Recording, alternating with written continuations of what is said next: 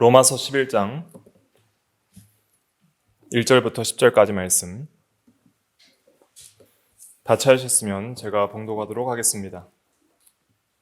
1절 그러므로 내가 말하노니 하나님이 자기 백성을 버리셨느냐? 그럴 수 없느니라. 나도 이스라엘인이요 아브라함의 씨에서 난 자요 베냐민 지파라.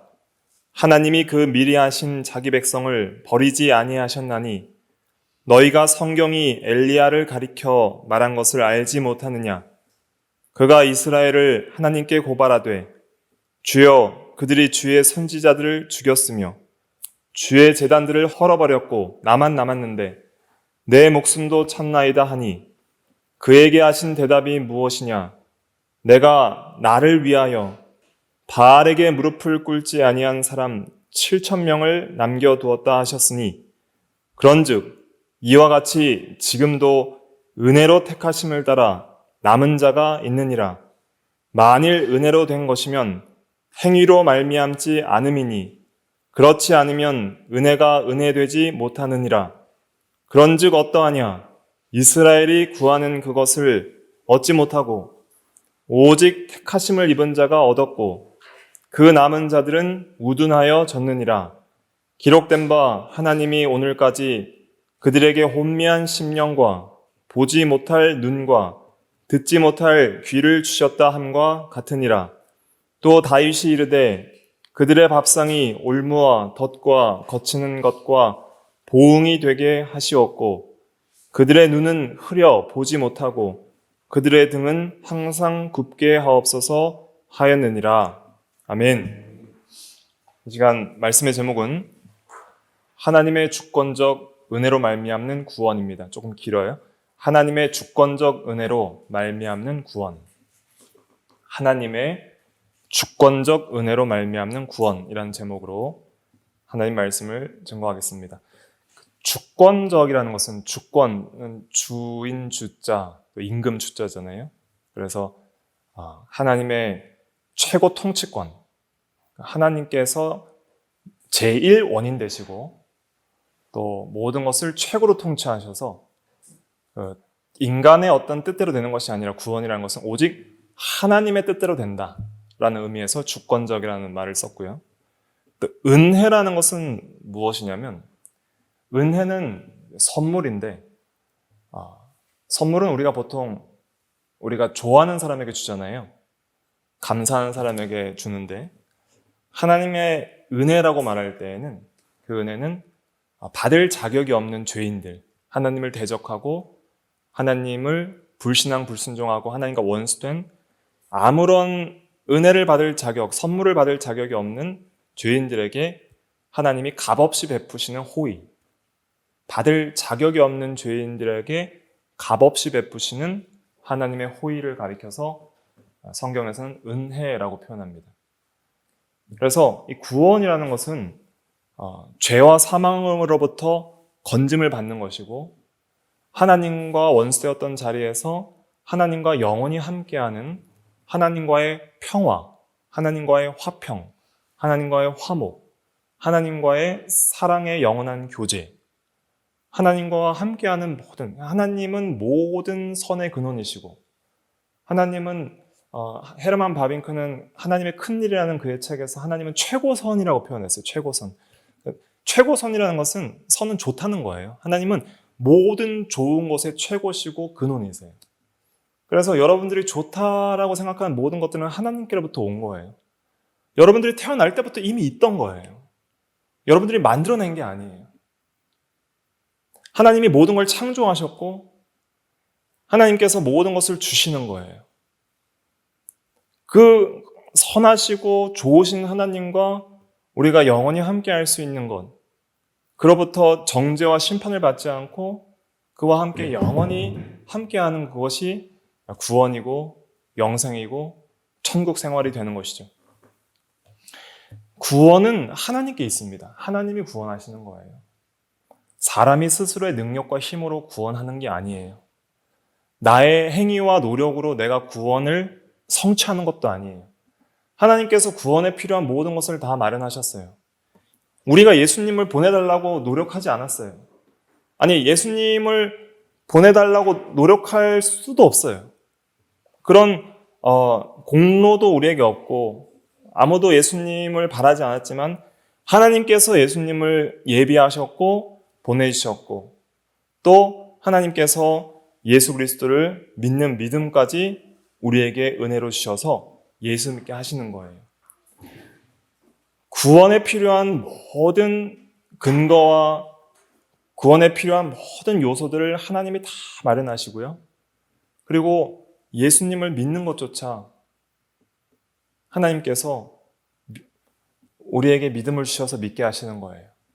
그런데 그 예수 믿는 사람들은 영원 전부터, 그러니까 창세 전부터 하나님께서 선택하신 자들이에요. 구원은 하나님의 선택에 있어요. 주권적 선택에 있어요.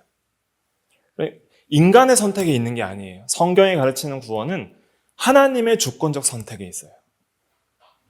하나님이 선택한 자들은 반드시 구원받게 되어 있어요.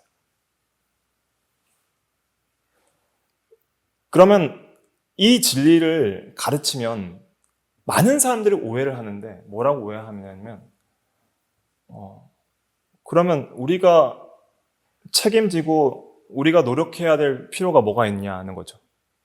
하나님께서 주권적으로 구원하시면 어차피 예수 믿을 사람은 다 정해져 있고 믿을 사람은 믿을 거고 안 믿을 사람은 안 믿을 건데 그러면 우리의 자유와 책임은 훼손되는 것이 아닙니까? 라고 말을 하는데 물론 어느 정도 주권과 인간의 자유와 책임은 신비의 요소가 있어요. 그러나 하나님의 주권과 우리의 자유와 책임은 절대 대립되지 않아요.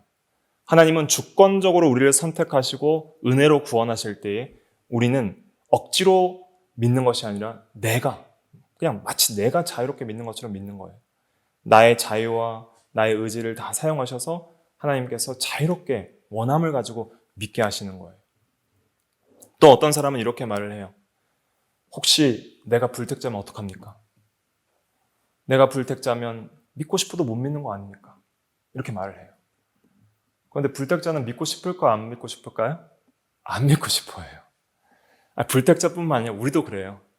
여러분들 항상 예수님을 믿고 싶어하고 하나님을 항상 순종하고 싶어하며 살아왔습니까? 안 그렇죠.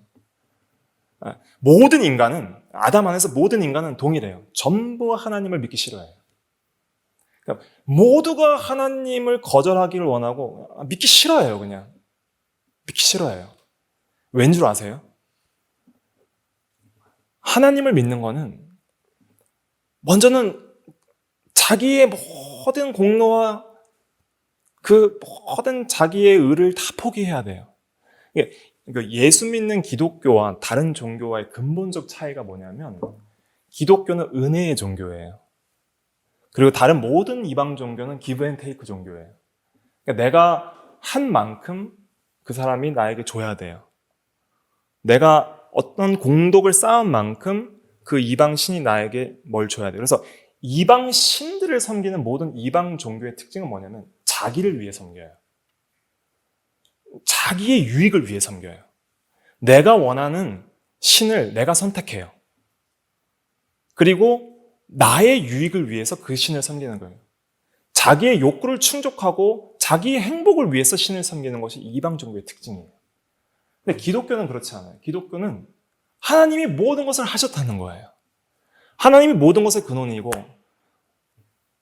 하나님이 모든 것을 은혜로 주셨다. 너희들의 행위와 공로는 아무것도 없다는 거예요. 너희는 그냥 전적으로 부패한 죄인일 뿐이다. 너희는 하나님을 떠난 죄인이고 너희는 하나님을 믿기조차 싫어한다. 그러나 하나님께서 구원의 모든 것을 마련하셨고 하나님께서 영생을 얻기로 작정된 자들을 선택하셨다. 그래 믿으라는 거예요.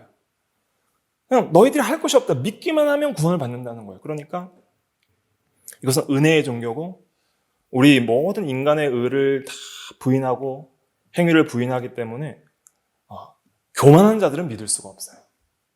자기를 굉장히 높게 생각하고 자기는 그래도 거룩하다고 생각하고 자기는 천국 갈 만큼 착하다고 생각하는 그러한 자기의 의를 높게 평가하는 사람, 자기의 행위가 굉장히 의롭다고 생각하는 사람들은 이 은혜의 종교를 싫어해요. 또 자기 유익을 위해서 믿고자 하는 사람도 이걸 싫어해요. 은혜의 종교의 특징은 무엇이냐면 하나님께서 모든 것을 은혜로 다 주시고 구원도 하나님께서 주셨기 때문에 예수 믿는 것은 이제 어떻게 믿는 거냐면은 하나님, 내가 예수님 좀 잘 믿었으니까 하나님 나한테 복 주셔야 돼요. 내가 이만큼 순종했으니까 하나님 나한테 복 주셔야 돼요. 난 복 받으려고 예배하고 복 받으려고 헌금하고 복 받으려고 순종하고 복 받으려고 예수 믿어요. 그냥 복 주셔야죠? 이런 게 아니에요. 모든 것이 하나님의 은혜이기 때문에 내 삶을 주님께 드립니다. 내 삶을 이제는 그냥 감사함으로 믿는 종교가 예수 믿는 종교예요. 그냥 은혜에 사무쳐서 이제 감사해서 이제는 내 모든 생명과 마음과 모든 삶을 주님께 드립니다. 주님의 은혜로 말미암아 내가 구원받고 삶을 믿습니다. 모든 것이 하나님의 은혜오니 나의 모든 삶 가운데 때로는 역경이 있어도, 때로는 고난이 있어도, 때로는 여러 가지 어려움을 당한다 할지라도 모든 것이 하나님의 은혜이기 때문에 그 은혜로 이겨나갈 줄 믿고 하나님께서 모든 것이 합력하여 선을 이루실 줄 믿고 항상 감사하고 항상 의지하고 항상 하나님을 의지하며 살아가는 것이 그것이 은혜의 종교고 그것이 참된 기독교예요. 그런데 자기 유익을, 그러니까 은혜의 종교인 기독교를 참 제대로 믿는 사람은 자기의 영광을 위해 살지 않아요. 자기를 위해 살지 않아요. 하나님의 영광을 위해 살아요. 하나님을 위해 사는 삶을 살아요. 예배도 하나님 중심이에요. 내가 기쁘려고 예배 드리는 게 아니에요. 하나님께 영광을 돌리려고 예배를 드리는 거예요. 그렇게 하나님을 기쁘시게 하면 하나님께서 은혜를 주시기 때문에 우리도 기쁜 게 있죠. 근데 우리의 기쁨은 2차적인 거예요. 1차적인 제1된 목적은 오직 하나님께 영광이에요. 그러니까 하나님께 영광만을 돌리기를 원하는 것을 싫어하는 교만한 사람들은, 또 자기 중심적인 사람들은, 인간 중심적인 사람들은 이 은혜의 종교인 기독교를 싫어하는 거예요.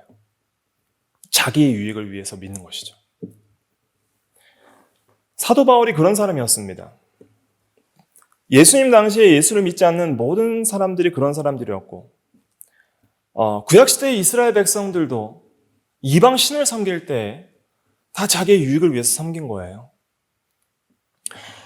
예수님께서 이 땅에 오셨을 때 아브라함의 자손을 하나님께서 택하시고 이스라엘 백성들을 택하시고 그들을 하나님께서 하나님의 백성 삼아주시고 구원하시기로 언약을 해주셨는데, 그 아브라함의 자손인 유대인들, 이스라엘 백성들의 대부분들이 구약시대 때에도 많은 사람들이 불신하고 나갔지만은 예수님께서 복음을 전해주시고 예수님께서 참으로 십자가와 부활을 통해서 복음의 그 진리를 그의 삶과 인격을 통해서 확 가르쳐 주셨을 때 많은 유대인들이 예수님을 믿지 않았어요.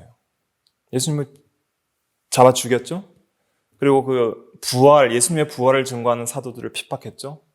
성도들을 핍박했죠. 그래서 이 사도 바울은 하나님이 자기 백성을 버리셨느냐, 이제 1절에 이런 말을 하는 것이죠. 하나님께서 아브라함에게 언약하시고 아브라함의 자손 이스라엘 백성들이 하나님이 되어주시겠다 그랬는데, 지금 2000년 전에 사도 바울 시대 때 보니까 예수 믿는 사람이 유대인 중에 별로 없는 거예요. 그러니까 이제는 유대인들을 버리셨고 이방의 복음이 전해진 것은 아닌가, 이런 생각을 할 수 있죠. 그런데 하나님께서 만약에 유대인들을 다 버리셨다면 하나님께서 아브라함을 통해 언약하신 언약 자체가 폐해지는 것이기 때문에 한 사람도 이제 아브라함의 자손 중에, 혈통적 자손 중에 구원받는 사람이 없다면 하나님의 그 은혜로운 언약의 말씀들이 신실하지 못한 것이 되니까 우리들도 구원이 불안한 거예요. 우리도 버림받을 수 있는 거예요. 그러나 하나님께서는 아브라함에게 약속하신 언약대로 그 자손들을 구원하시되 모든 이스라엘 백성들이 이스라엘 아니요, 모든 아브라함의 혈통적 자손이 아니요, 은혜로 택하심을 따라 남은 자, 참 이스라엘이 있고, 이 로마서에서 가장 계속적으로 말하는 것은 표면적 유대인이 아니요, 이면적 유대인이 유대인이다. 약속으로 난 씨가 참된 언약의 자손이고 하나님께서 택한 백성들의 계보가 있다는 거예요. 그래서 외부적으로는 정말 이스라엘 백성들과 유대인들에게는 암흑 같은 시기가 예수님 당시에였어요. 많은 사람들이 불신하고 나가서 이제는 마치 이스라엘 백성들은 버려지고 이방에만 이제는 복음이 전파되는 것처럼 보이는 이때 하나님이 자기 백성을 버리셨느냐? 그럴 수 없다는 것이죠. 첫째 근거는 바울 자신이었어요. 바울 자신이 하나님의 은혜로 구원을 받았다는 거예요. 1절 다시 읽어볼게요. 11장 1절 시작. 그러므로 내가 말하노니 하나님이 자기 백성을 버리셨느냐? 그럴 수 없느니라. 나도 이스라엘이니요 아브라함의 씨에서 난 자요 베냐민 지파라. 네, 나도 이스라엘이니요 아브라함의 씨에서 난 자요 베냐민 지파인데 나도 사실은 전에는 하나님의 교회를 박해했었다. 그리고 나는 율법의 의로, 율법의 행위로 구원을 받으려고 했던 사람이다. 그렇게 나는 교만하고 자기를 의롭게 여겼던 사람이다. 그리고 예수 믿는 그 종교는 악한 이단인 줄 알고 예수 믿는 자를 잡아서 죽이려고 했는 그 사람이, 그 악한, 정말 구원받기에 가장 합당하지 않은 내가 하나님의 선택하심을 따라 은혜로 남은 자가 되었고 하나님이 전적인 은혜로 부르셔서 구원받게 하셨다. 나를 봐라. 나 같은 죄인도 남겨주셨으니 남은 자가 반드시 있다는 것을 말하는 것이죠. 사도 바울은 보통 은혜의 사도라고 부릅니다. 요한은 사랑의 사도고요. 베드로는 이제 소망의 사도예요. 소망. 근데 사도 바울은 은혜, 믿음 이걸 강조하는 사도예요. 왜냐하면 사도 바울처럼 그 은혜를 체험적으로 깊이 있게 경험한 사람이 흔치 않거든요. 정말 하나님을 대적하던 사람이었어요. 하나님의 교회를 박해하던 사람이었어요.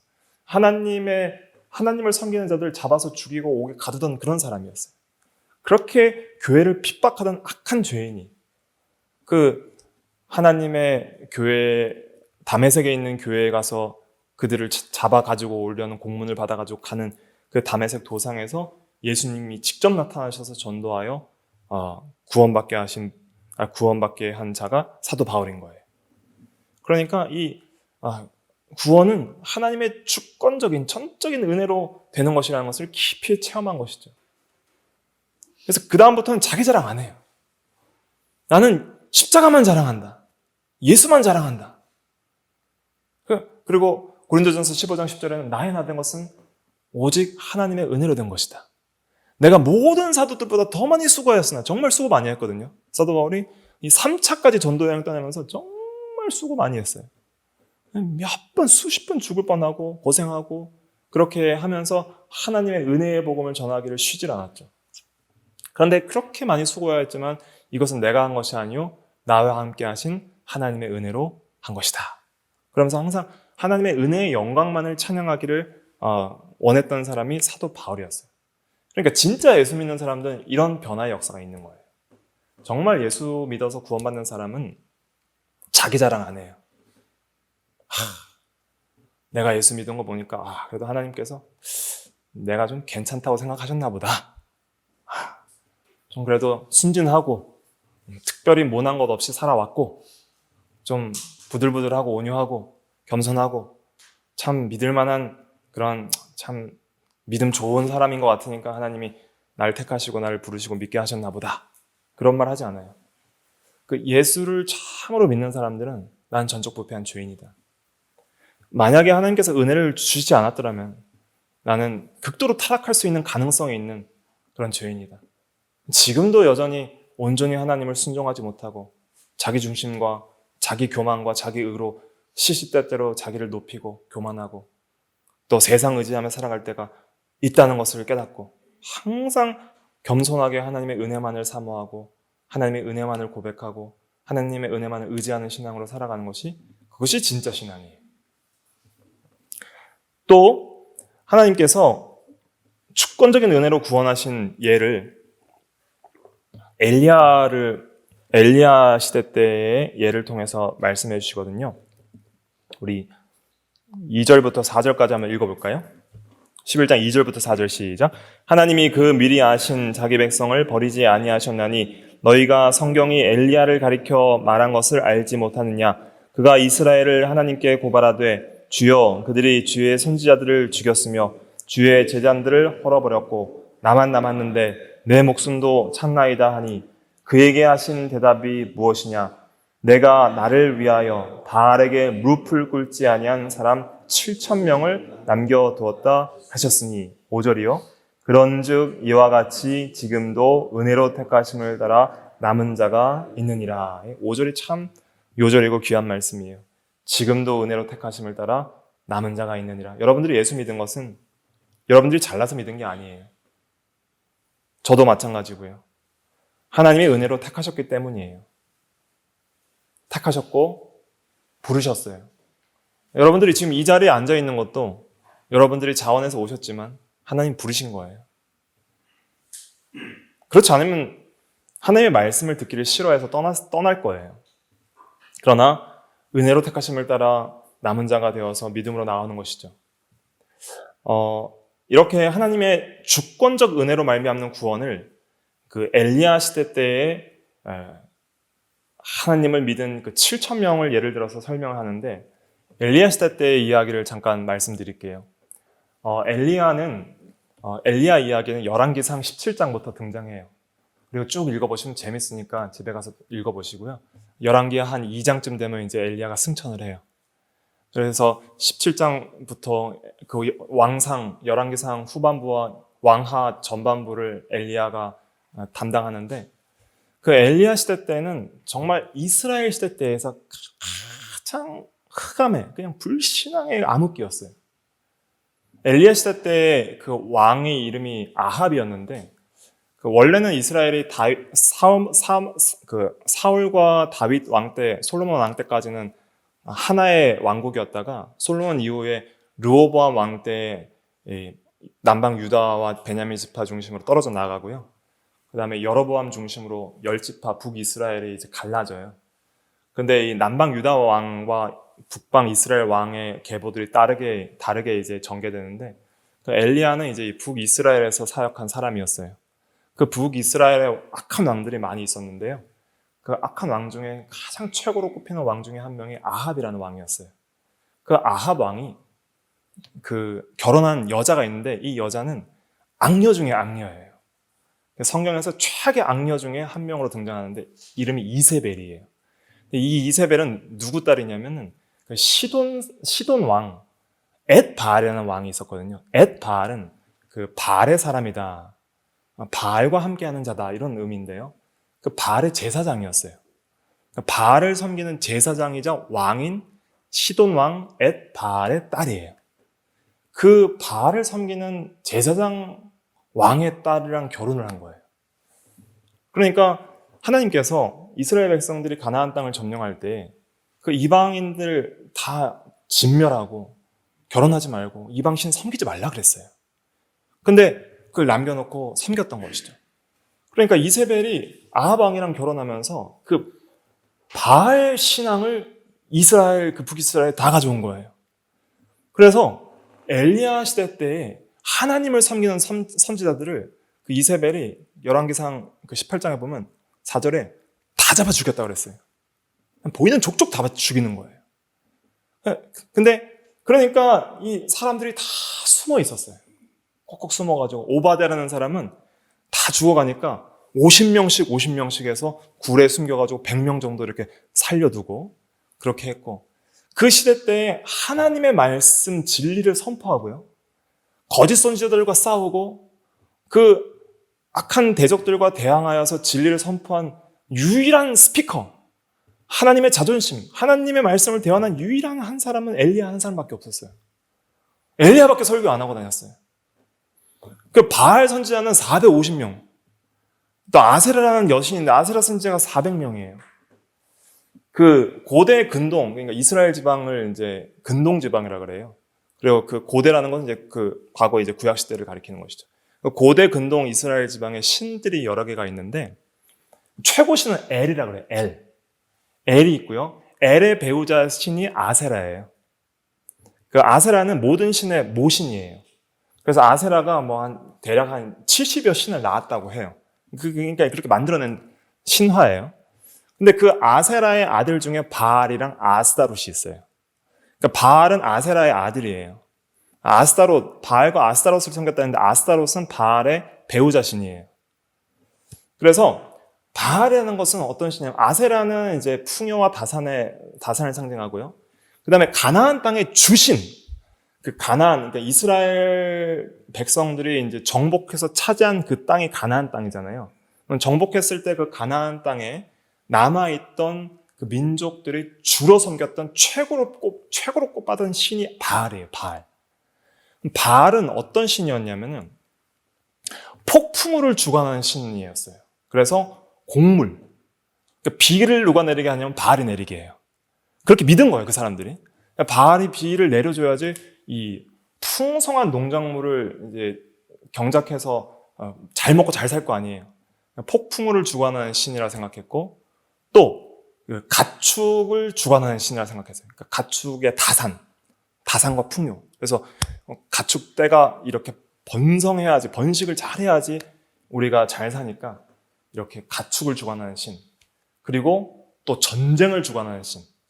이방 외세로부터 침략으로부터 보호하고 전쟁에서 이길 수 있게 하는 신. 그렇게 세 가지.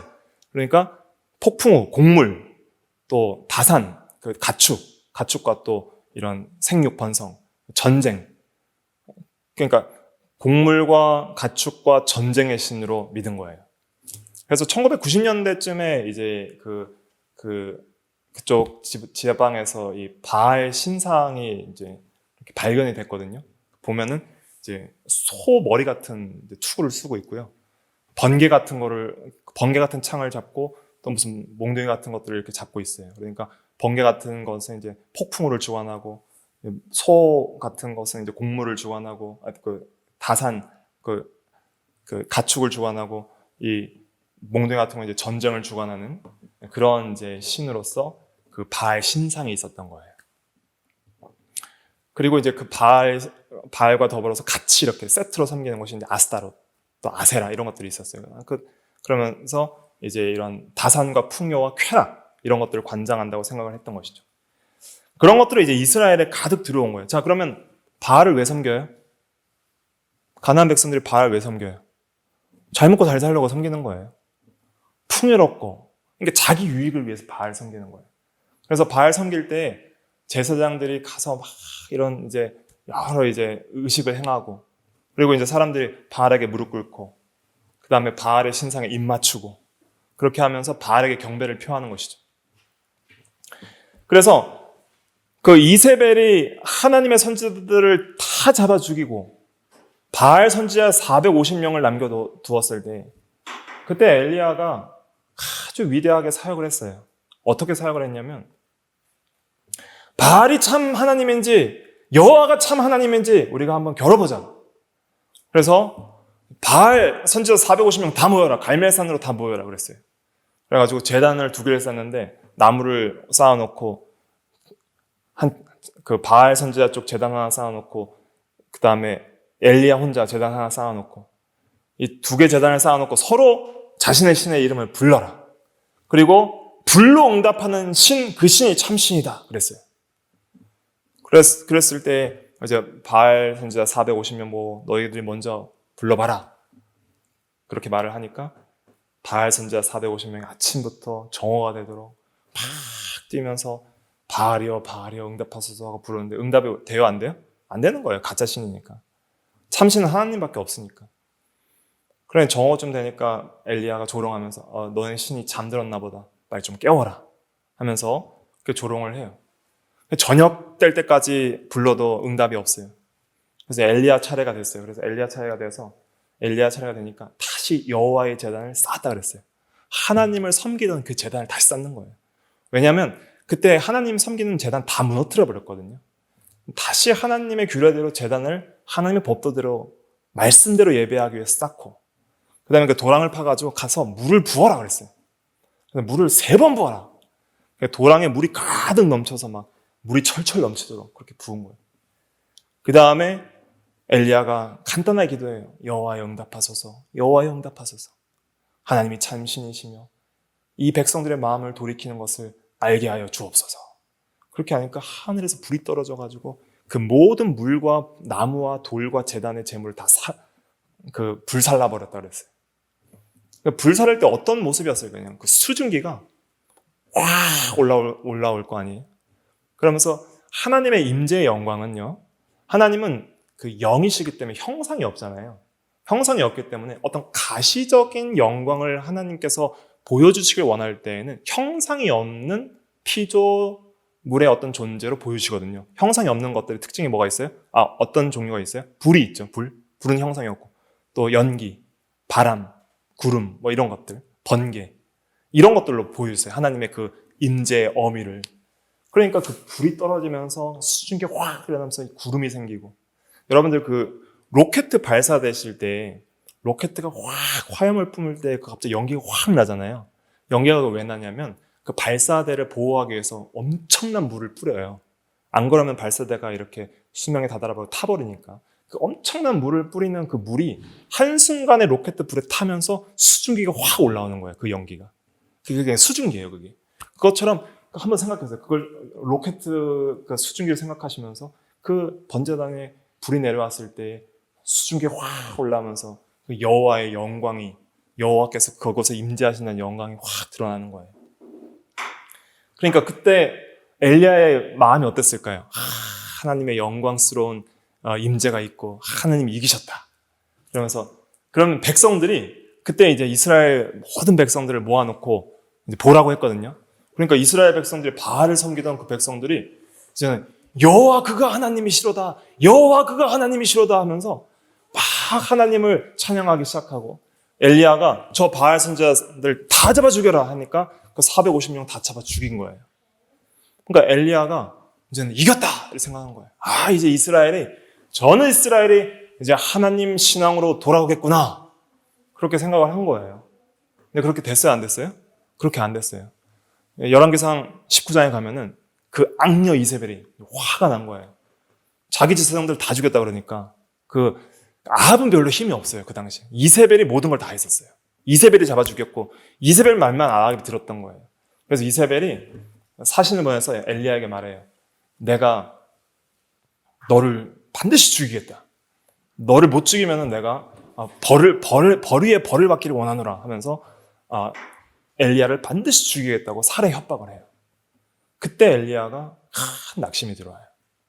그러니까 이렇게 외부적인 놀라운 기적 사건이 일어났는데 아무도 엘리야 편을 안 들어주는 거예요. 다 돌아온 줄 아는데 다시 이세벨이 강력하게 폭압적으로 통치를 하고 이렇게 위협하니까 백성들이 전부 그냥 무릎 꿇어버려요. 이세벨 앞에. 그리고 엘리야는 그 위대한 선지자가 낙심이 돼가지고 도망을 가는 거예요. 막 도망을 가다가 지쳐 쓰러져서 로뎀나무 아래 쓰러져가지고 이젠 주여 족하오니 내 생명을 거두소서. 그러니까 죽고 싶습니다. 희망이 없습니다. 이 나라에 희망이 없습니다. 그렇게 위대한 하나님의 역사를 보고도 아무도 돌아오지 않습니다. 나만 남아있나이다. 나밖에 없습니다. 아무도 하나님을 안 믿어요. 그냥 저도 이제 열조의 조상보다 나은 게 하나도 없습니다. 저 정말 하나님을 위해서 열심히 특심이 있었거든요, 하나님. 제가 정말 하나님을 위해서 열심히 했는데 아무도 안 믿어요, 하나님. 너무 힘드니까 이제는 내 생명을 거두소서 하고 그러고 잔 거예요. 자고 있는데 하나님께서 천사를 보내주셔서 어루만져 주시고 위로해 주시고 떡과 물을 주시고 먹어라. 먹어서 좀 기운을 내라. 먹었어요. 먹고 또 자요. 또 떡을 먹어서 먹어라. 네가 지쳐 쓰러질까 하느라 먹으라 한 거예요. 그냥 먹고 나서 음식물의 그 힘을 의지해서 하나님의 산 호렙산, 모세가 계시를 받은 신의 산, 그 호렙산, 하나님의 산으로 가는 거예요. 하나님의 산으로 40일 40야를 달려가요. 하나님의 은혜로 그냥 달려가는 거예요. 거기 달려가서 이제 하나님 앞에 섰어요. 근데 엘리야야, 내가 왜 여기 있느냐? 하나님, 제가 하나님을 위해서 열심히 특심해서 정말 하나님을 위해서 내가 한 몸 바쳐서 열심히 일했는데 백성들이 주의 언약을 버리고 주의 선지자들을 죽이고 나의 생명도 참나이다. 하나님, 소망이 없습니다. 이 나라에 소망이 없고 나도 지금 죽을 판입니다. 하나님, 이렇게 말을 할 때 하나님께서 그때 바람이 지나가게 하시고 불이 지나가게 하시는데도 거기에 하나님이 계시지 않았어요. 그리고 그때 갑자기 세미한 음성이 들리거든요. 세미한 엘리야야, 내가 왜 여기 있느냐? 근데 또 하나님, 제가 이렇게 열심히 특심한데 주의 백성들이 주의 언약을 버리고 선지자들 죽이고 나의 생명도 찾습니다 하니까 하나님께서 그때 이제 이 말씀을 해주시는 거예요. 너만 남았다고 생각하느냐? 내가 나를 위하여 바알에게 무릎 꿇지 않는 7,000명이나 남겨놨다. 그 말을 세미한 음성으로 가르쳐주세요.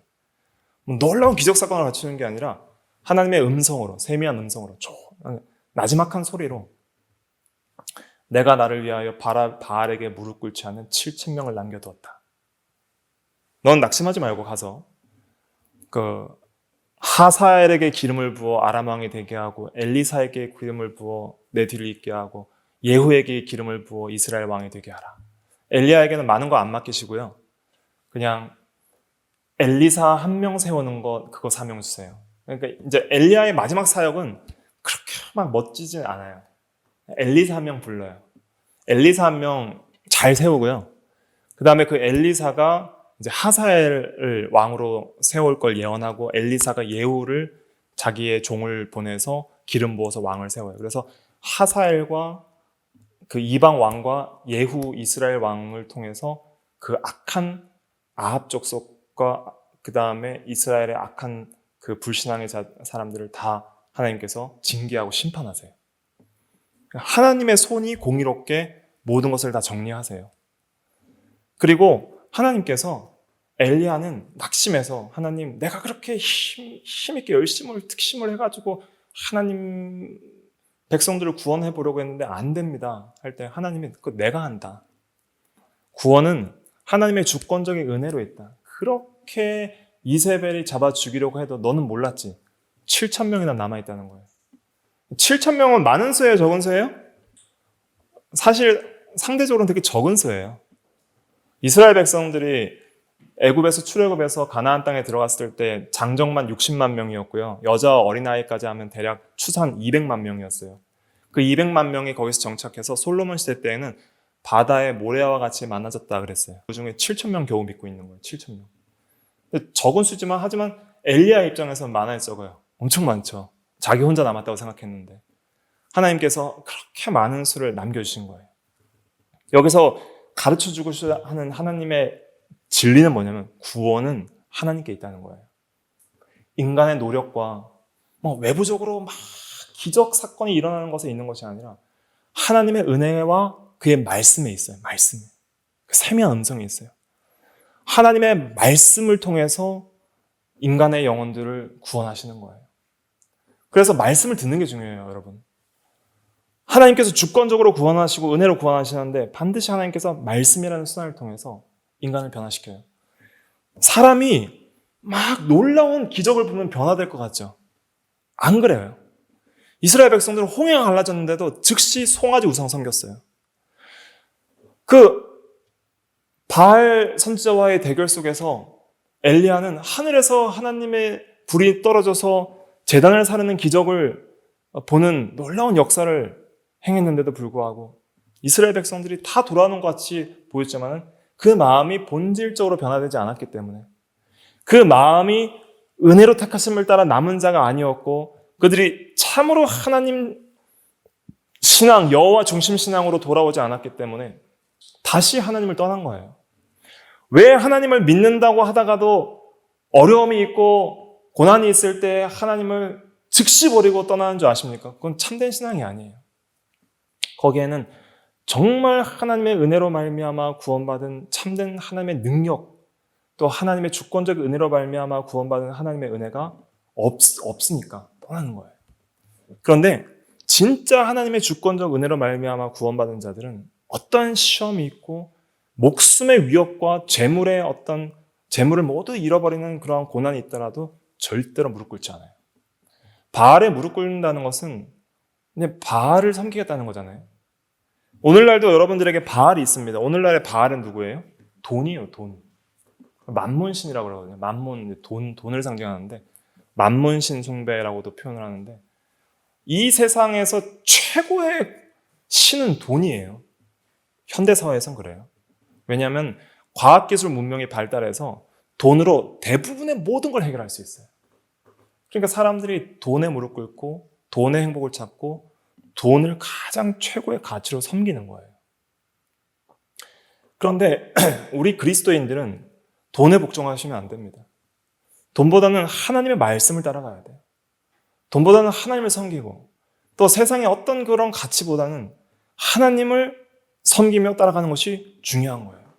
이 세속주의의 물결, 돈과 명예와 쾌락을 추구하기를 조장하는 이 극도의 쾌락주의, 또 물질주의, 또 이 명예 영광주의가 지금만큼 극도로 치달은 시대는 없어요. 그러니까 SNS를 통해서 얼마나 자기의 그 자랑을 많이 해요. 그러니까 극도로 높아졌다가도 갑자기 한순간에 몰락하는 시대가 지금이에요. 그러니까 한 번 잘못 기사 나면은 그렇게 훌륭한 연예인들이 밑바닥을 치잖아요. 광고 몇백억씩 하던 거 다 잃어버리고. 그러니까 그 인생이 참 허무한 거예요. 그런 거 따라가면, 명예 영광 따라가다가 명예를 한순간에 잃어버리면 얼마나 허무해요. 돈도 거기에는 생명과 또 행복이 돈에 보장되어 있지 않아요. 그렇게 이 세속주의가 또 물질주의가 바알과 같은 강력한 세력이에요. 우리의 마음을 계속적으로 엄습하는 것이죠. 그럴 때라도 우리가 그런 것에 복종하지 않고 하나님 제일 중심의 신앙으로 서나가고 그렇게 믿음으로 끝까지 서나갈 수 있게 하시는 것은 하나님의 은혜로 되는 거예요. 은혜로. 여러분들이 예수 믿게 되는 건 하나님의 은혜입니다. 또 바알에 무릎 꿇지 않고 이 세속주의 물결 속에서도 믿음으로 말씀대로 순종하며 우상숭배하지 않고 하나님 중심의 신앙으로 살아갈 수 있는 것도 은혜로 되는 거예요. 하나님의 은혜로. 자, 그럼 하나님의 은혜로 모든 게 되는 거니까 나는 할 게 없네. 그렇게 하면 돼요? 안 돼요? 그건 아니에요. 그거는 참된 신앙이 아니라 모든 것이 하나님의 은혜로 된다는 이 진리는 우리로 하여금 전적으로 하나님을 의지하게 만드는 거예요. 오직 은혜의 교리는 오직 믿음으로 나아가는 신앙을 낳는 거예요. 왜냐하면 믿음이라는 정체 자체가 자기의 행위와 공로를 배제하는 거예요. 믿는다는 믿음의 본질이 뭐냐면 믿음은 나를 의지하지 않고 하나님을 의지하겠다는 거예요. 믿음은 하나님의 은혜를 의지하는 거예요.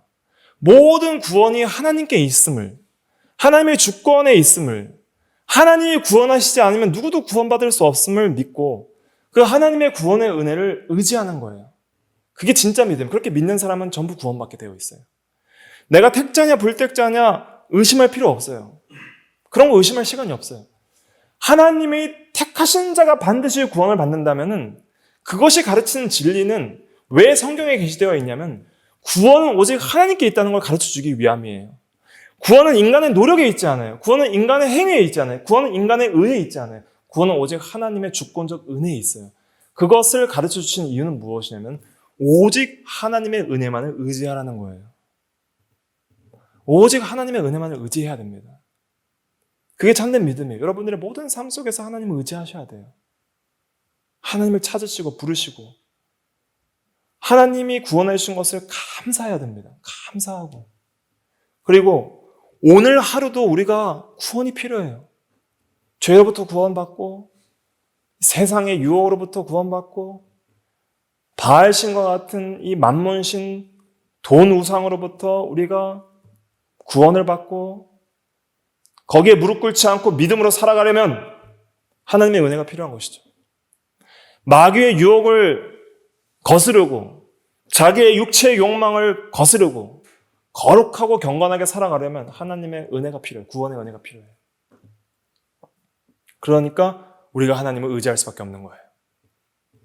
전적으로 자기의 의와 자기의 공로와 자기의 능력과 자기의 생각을 다 내려놓고 하나님의 주권적인 은혜로 말미암는 구원을 믿는 신앙은 하나님을 전적으로 의지하는 거예요. 하나님을 전적으로 의지하는 거예요. 그게 진짜 기독교입니다. 그게 정말 살아 역사하는 하나님의 은혜를 받는 길이에요. 모든 교만을 다 내려놓으십시오. 하나님 없어도 살아갈 수 있다고 생각하는 모든 것이 교만입니다. 육신의 생명조차도 하나님이 살게 하시는 것이고 영혼의 거룩함조차도 하나님께서 유지해 주는 거예요. 바알에게 무릎 꿇지 않은 7,000명. 그들은 믿음이 있는 자들이었어요.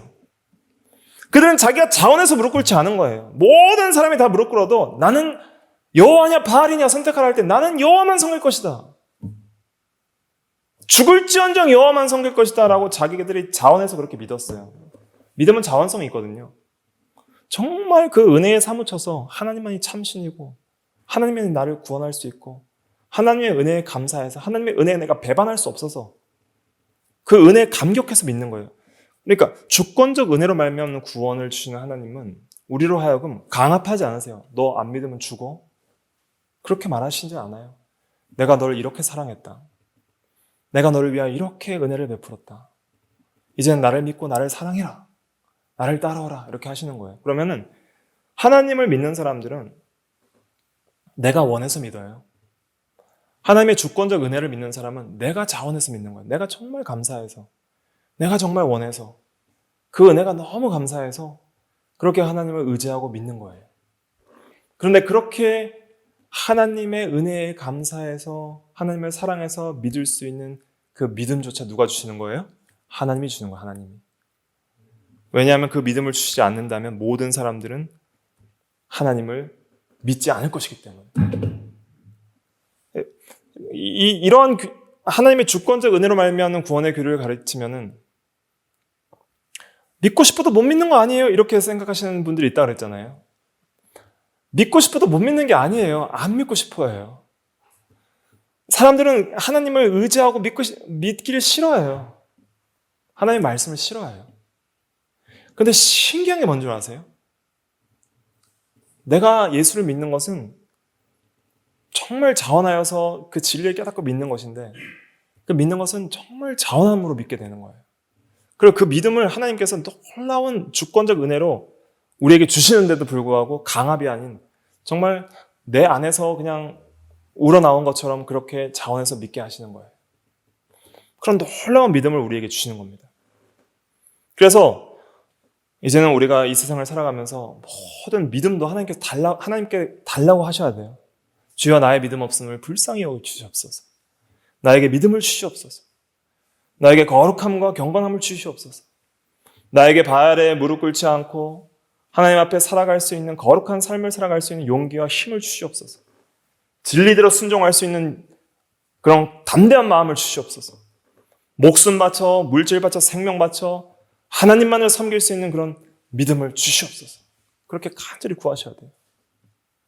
그리고 모든 은혜가 하나님께로부터 오는 줄 알고 그 은혜를 의지하는 게 그게 진짜 믿음이에요.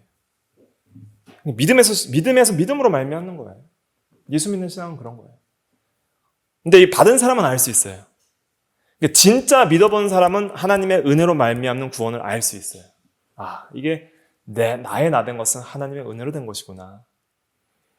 내가 모든 사도보다 수고하였지만 라고 말하는 것처럼 내가 열심히 하나님을 위해서 바알에 무릎 꿇지 않고 세상에 무릎 꿇지 않고 하나님을 향한 열심히 특심해서 엘리야처럼 그렇게 순종했다 할지라도 그 믿음과 열정 하나님이 주신 거구나. 그걸 고백하는 거예요. 6절 읽어볼게요. 6절 이제 마칠게요. 6절 읽어볼게요. 시작. 만일 은혜로 된 것이면 행위로 말미암지 않음이니 그렇지 않으면 은혜가 은혜되지 못하느니라. 네, 은혜로 된 것이면 행위로 말미암지 않음이니 이 구절 잘 해석하셔야 돼요. 은혜로 됐다는 것은 하나님이 하셨다 이런 뜻입니다.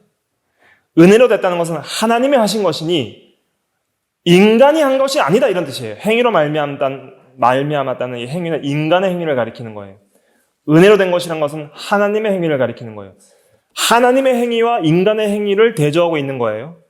하나님이 하신 것이지 인간이 한 것이 아니다 이 말이에요. 그렇지 않으면 은혜가 은혜되지 못하느니라. 하나님이 모든 것을 하시는 것입니다. 그것을 우리가 믿고 의지하고 하나님께 감사하고 순종하는 거예요. 그러니까 예수 믿는 건 이런 거예요. 예수 믿는 건 이런 거예요. 내가 이만큼 했으니까 하나님 나에게 이걸 주세요가 아니에요. 하나님이 모든 것을 주셨기 때문에 나는 이제 모든 것을 하나님께 드립니다예요. 이해되시죠? 하나님이 모든 것을 은혜로 주셨기 때문에 내가 그 은혜를 믿고 이제는 감사해서 내 모든 삶을 자원하여 주님께 드립니다. 주여 나를 받으소서. 오직 하나님께만 영광을 돌립니다. 이것이 진짜 신앙입니다. 다 같이 기도하겠습니다.